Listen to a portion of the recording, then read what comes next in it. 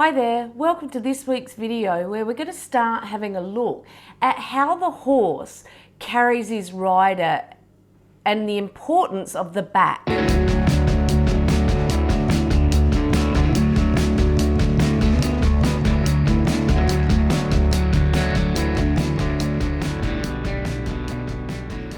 Most of us know that horses didn't evolve to carry a rider as one of its main functions. In fact, they evolved to be able to run really fast in a straight line. So understanding the anatomy of a back is absolutely critical in understanding how a horse can effectively carry a rider. It's important not only that we can just get on and ride the horse, but we can ride the horse in a way that's sustainable for it, minimises the risk of pain or injury, and increases the longevity of the horse's ridden life. If you've had horses very long, or even not, I'm sure you have had people mention to you to check your horse's back for pain, or you've had issue with a horse with back pain. Sometimes this is really obvious by touching certain spots on your horse's back and they flinch, putting a saddle on and watching a head go in the air, under saddle, many evasive behaviours such as bucking, rearing, humping, being cold-backed, not liking the girth done up, tail swishing, you name it, can all sometimes indicate that there's pain in the horse's back. But quite often, pain in the back is caused from issues lower down. In this video, however, I'm actually going to address what we do to ensure that the back is strong enough to withstand much of what we do when we sit on the horse and ride. The withers and lumbosacral joint actually act as pulleys. So if you could imagine a wheel or a pulley structure at these 2 points and a rope hanging across them. These pulley structures are what enable the horse to lift its back or round out. What a horse is actually doing when it rounds its back is contracting abdominal muscles and in essence lifting the muscles to provide that smooth top line and protect the spine. Now again, if we can go back to that pulley structure and rope, if a horse isn't contracting its abdominal muscles and lifting, it is said to be hollow. Now you can imagine with the head up in the air, legs trailing out behind, and that rope essentially being quite slack in the middle of those 2 pulleys. When we're riding a horse like this, essentially we're not allowing those muscles to protect the spine, and we're sitting directly on the spine of the horse or putting pressure without protection around the spine.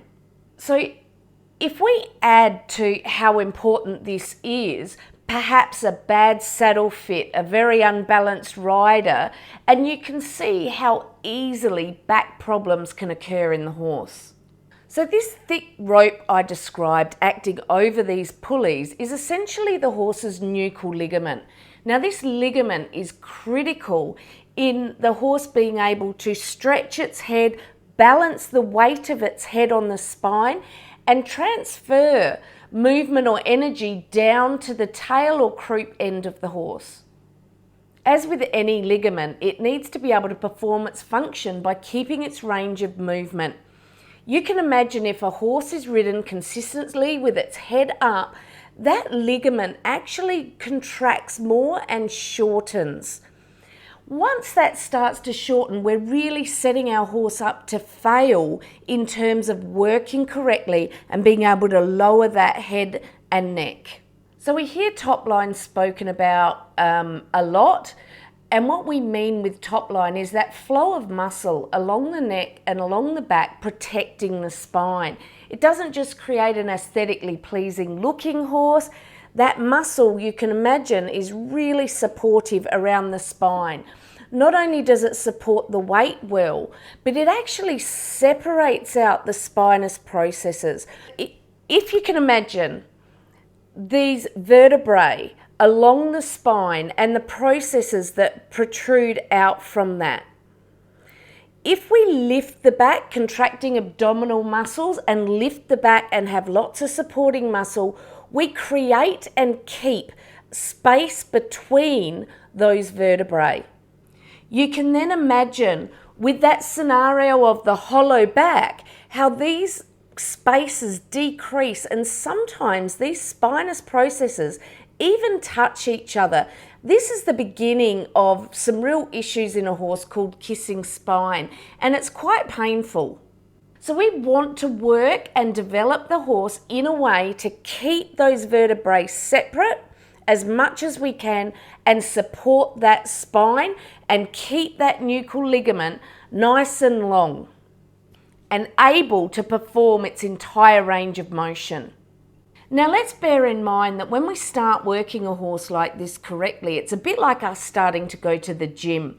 They can only maintain correct work for a short amount of time. So ideally, when you're starting to work your horse like this, we do it in short bursts and enable a lot of long and low work in between to stretch that nuchal ligament.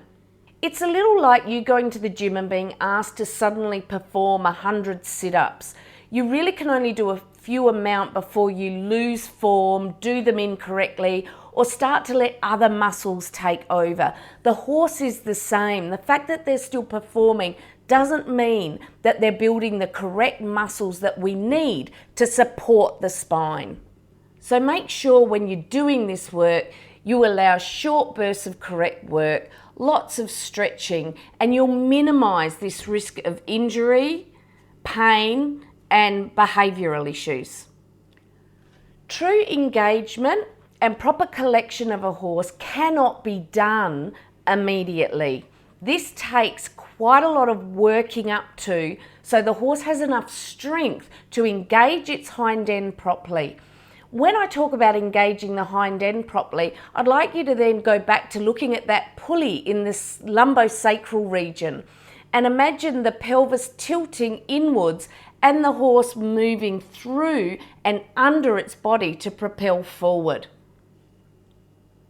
There's a bit of a circle of soft tissue around the horse's back, all the way through down their hind, through the front end and under the abdominal region. This all works together to enable the horse to strengthen those muscles that we need it to strengthen to carry a rider effectively. You can see how important it is to then not force your horse's head into a correct frame or outline just so it looks pretty. When you do this, what you will get is resistance from the horse, from the underneath neck muscles, and this is not what we want at all.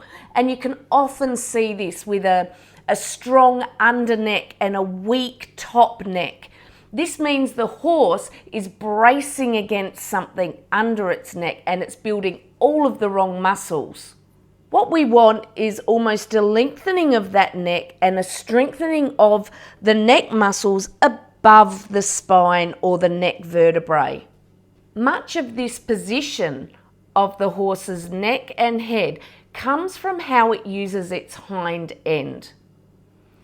So any type of forcing the front end is not going to work correct muscles, and it will reduce your horse's ridden career and highly likely cause back issues and maybe even kissing spine issues in the future. So in reality, what we're talking about here is working the core muscles of the horse, not the large gymnastic muscles. They come as well, but we really want to focus on those core muscles, just like we focus on our core supporting our spine. Gymnastic muscles in a horse are very large, very powerful, and very important to them. But we want to make sure we engage these postural or core muscles, which are really close to the spine as well. So in a stressed horse, these gymnastic muscles can override these sensitive postural ones. This is very effective for a horse in getting away from a predator, but not very effective when we're trying to do correct work. So you can see that trying to get correct work out of a stressed horse is going to be incredibly difficult to get it to work those core muscles correctly. So that relaxation before correct work is not only just important, it's actually critical. That's just touching on some of the basics of the back and how it carries its rider, but it's really important information. I hope you found this interesting. Please don't forget to like the video, subscribe to the channel, and the subscription means you'll get notified of my next few videos where I start to look at the anatomy of the horse's back and how we can strengthen it, how we can check for pain, and how we can even do some stretches on it. Thanks, and see you next week.